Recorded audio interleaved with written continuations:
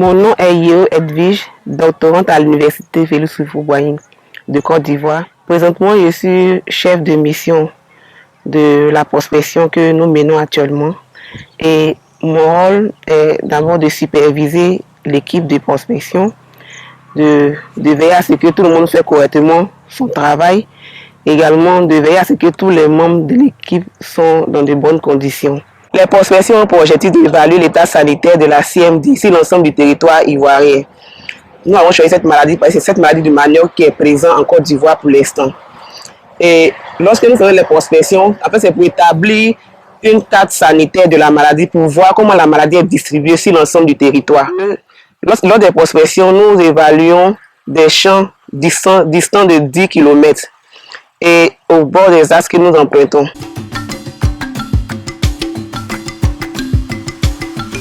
Quand nous arrivons dans le champ, premièrement, je dois relever les coordonnées géographiques. Voilà, avec ces coordonnées géographiques-là, nous allons établir une cartographie de la CMD en Côte d'Ivoire.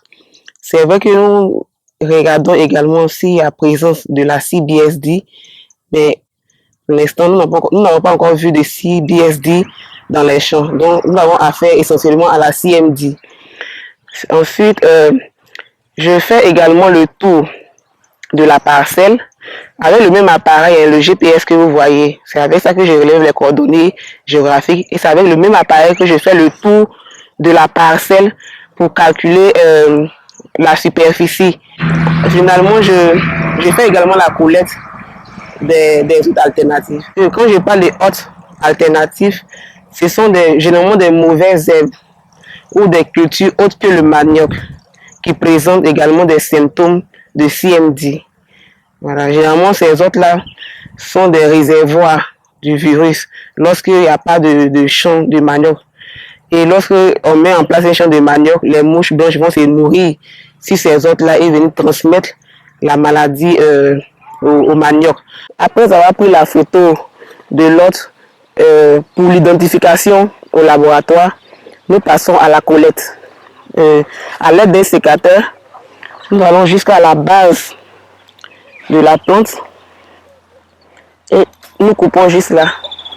Là, par exemple, c'est une plante qu'on ne connaît pas. Je ne connais pas le nom.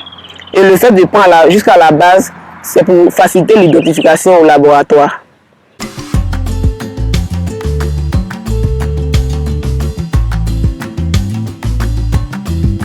Donc, moi, c'est Othon Daniel. Je suis étudiant en PhD. Pour la prospection, je suis chargé de faire l'assessment avec Mademoiselle Bécanvier. Donc, quand nous arrivons dans le champ, nous dessinons 2 diagonales. Et sur les 2 diagonales, il y a 15 plans que nous devons évaluer.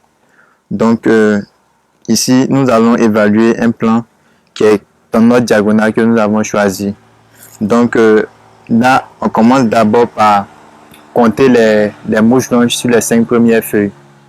Ensuite, on évalue la plante en lui donnant le score de sévérité. Après cela, on fait la description des symptômes que nous voyons. Et ensuite, on donne aussi la systémicité. On regarde aussi l'état de tout le pied. S'il y a d'autres symptômes qui nous semblent bizarres, qu'on n'a jamais vu, on peut aussi le signaler afin qu'elle puisse mentionner aussi dans la tablette. Donc là, je compte les mouches blanches sur les 5 premières feuilles. Donc ici, il y a 0. Okay. 0. 0 également. Okay. 0. 0 ici. Donc après avoir compté les mouches blanches sur les 5 premières feuilles, on lui donne le score de sévérité ici qui est 2. Okay. Donc, les symptômes que nous avons des mosaïques qui sont localisées en haut et en bas de la plante. Ensuite, nous avons 3 pieds issus de cette bouture. Donc, parmi les 3, il y a une seule bouture, un seul pied qui est malade. Donc, après ça, on doit mettre le code barre. Donc on va imprimer le code barre avec l'appareil qui est là.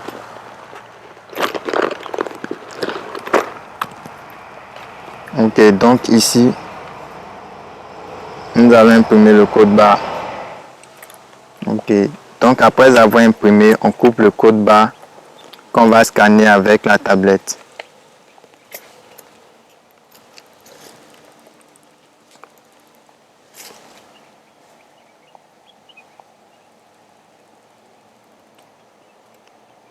Ok, c'est bon. Bon, nous avons fini l'évaluation pour ce pied. On passe au suivant.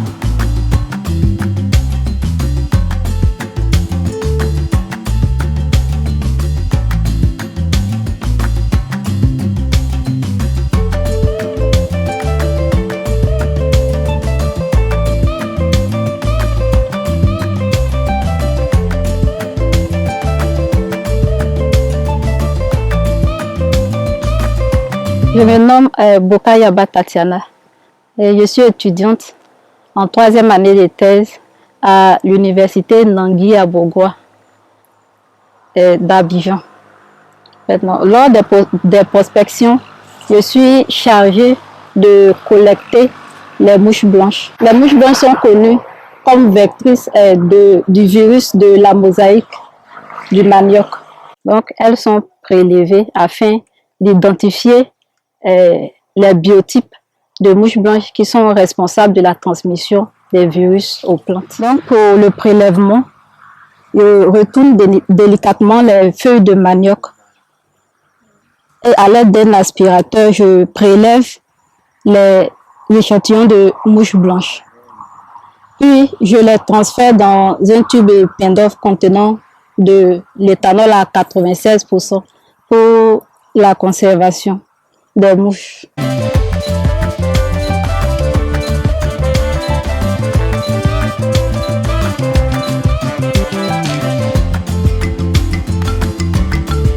Je me nomme Seka John Steven.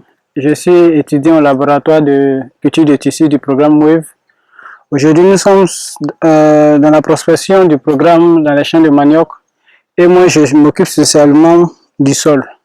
Nous cherchons à voir la symbiose au niveau du sol, c'est-à-dire les champignons mycorhiziens qui y sont et leur interaction avec les plants de manioc. Donc, nous prélevons les sols afin de les analyser au laboratoire. Pour prélever le sol, nous nettoyons l'espace, enfin nous sondons pour voir si il y a des tubercules. Ici, il n'y a pas de tubercules, alors je peux prélever aisément ma terre. Je fais ce mouvement afin de pouvoir bien avoir la motte de terre. Ensuite, je prends mon échantillon et je vais faire cette action en faisant un triangle au niveau du plan pour avoir un échantillon complet pour ce pied choisi.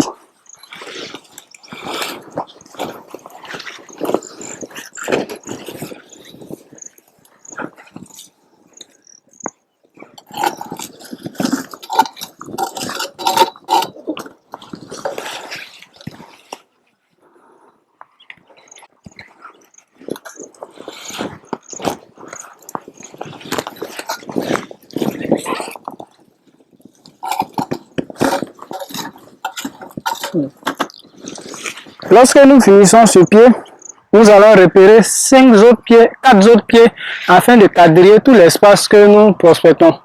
Et à la fin, nous allons prélever aussi des sols aux alentours du champ évalué.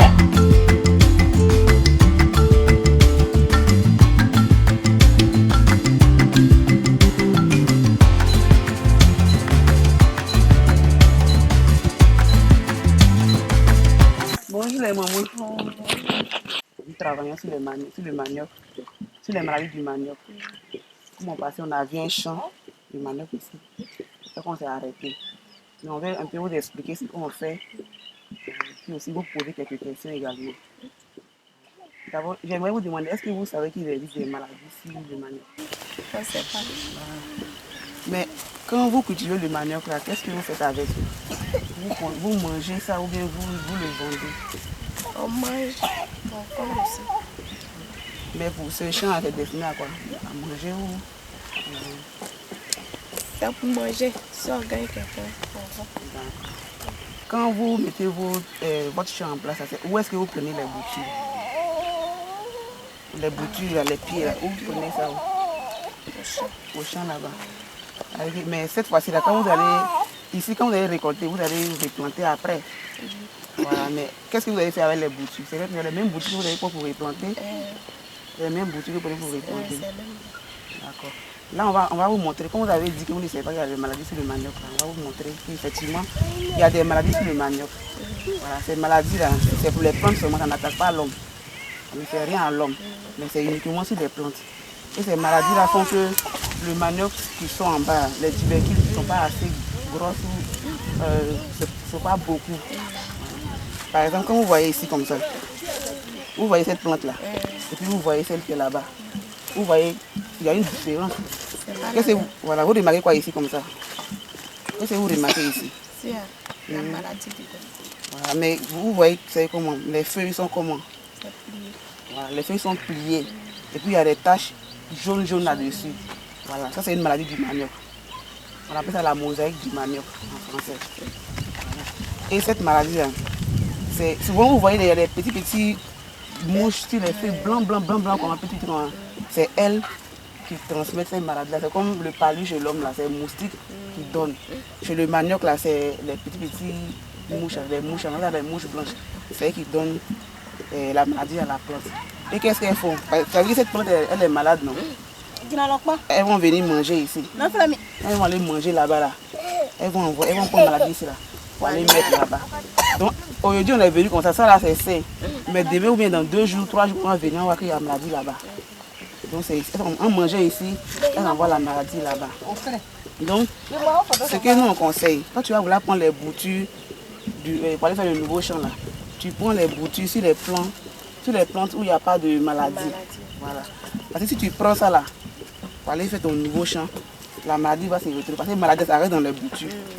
Dès que tu commences ton champ, qui est encore petit, là, tu vois la maladie dessus, là, tu enlèves, tu mets qui était sur feuille propre. Donc, ce que tu peux faire, c'est-à-dire quand tu as commencé à récolter ton manioc, là, quand tu commences à tirer les pieds, tu prends où il n'y a pas de maladie, là, tu mets les tiges à part. Tu vois, non, où il y a maladie, là, tu mets tiges là part, là, c'est pour jeter. Voilà. Maintenant, quand tu vas vouloir replanter, là, tu prends les pieds où il n'y a pas de maladie, là, tu replantes ça. Maintenant, dans ton nouveau champ que tu vas faire, quand tu vas voir qu'il y a des symptômes, quand ils sont encore petits, que tu vois que les feuilles déjà commencent à devenir comme ça, là, tu déterres, tu brûles, et puis tu prends l'autre bouture où il y avait les feuilles propres pour replanter encore. Comme ça, ton nouveau champ, tu vois, ton manioc sera en grande quantité, voilà. Toutes les feuilles seront jolies, en bonne santé, et le manioc sera en grande quantité également.